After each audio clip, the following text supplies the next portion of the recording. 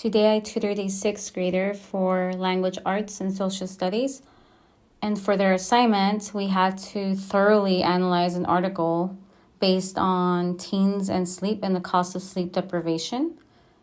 The main purpose of their assignment was for them to understand what the entire article was about, the main idea, if there were any conclusions, etc. So when the student wrote what they believed the main idea was, which they got correct, was that the article was mainly about how sleep deprivation in teenagers, if they don't get 9 hours of sleep, it will affect them very severely and negatively, mentally and physically when it comes to their health.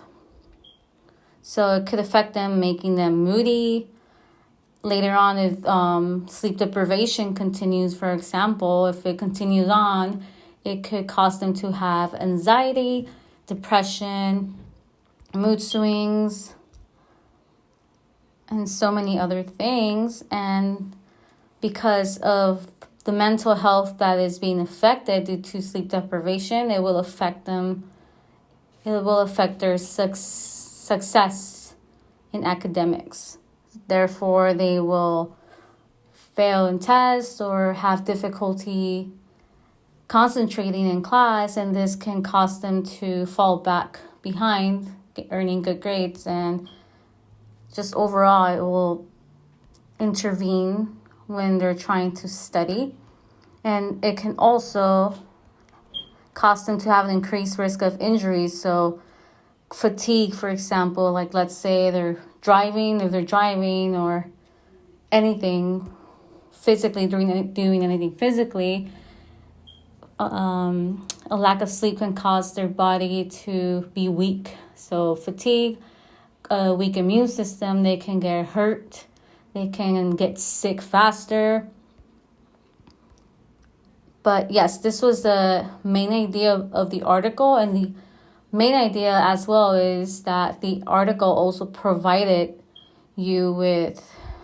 the reader with advice from experts like doctors on how to prevent sleep deprivation and how to improve your diet, what to do and what not to do before bed so you can have a better sleeping routine. So some examples were avoiding brightness, like for example, looking at your phone for too long with full brightness on, TVs, and doctors recommend that you set your phone automatically. There's on your settings and on your phone, there's a way for you to automatically set your phone on a certain time for the brightness to go on night mode.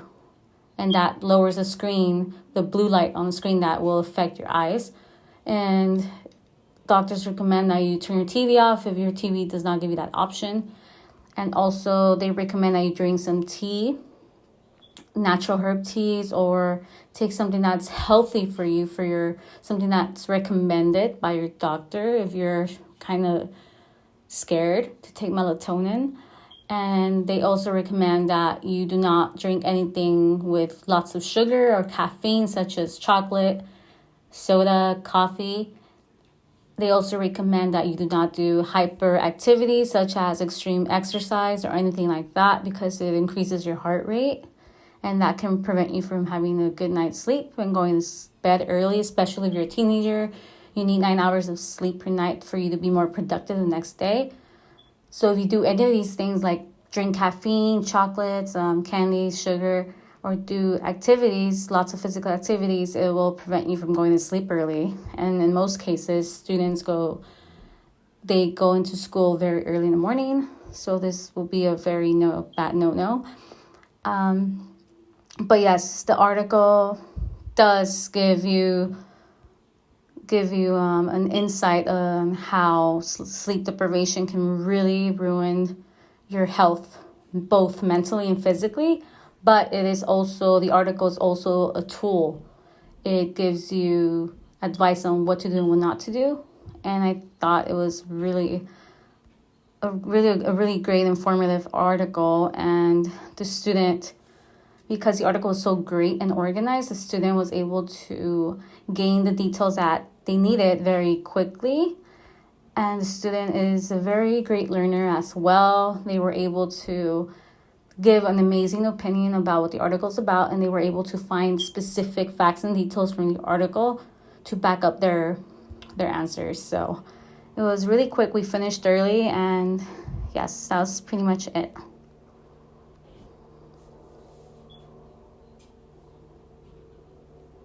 This is just scrolling so you can see a little bit about what the article informs. It's a really good article.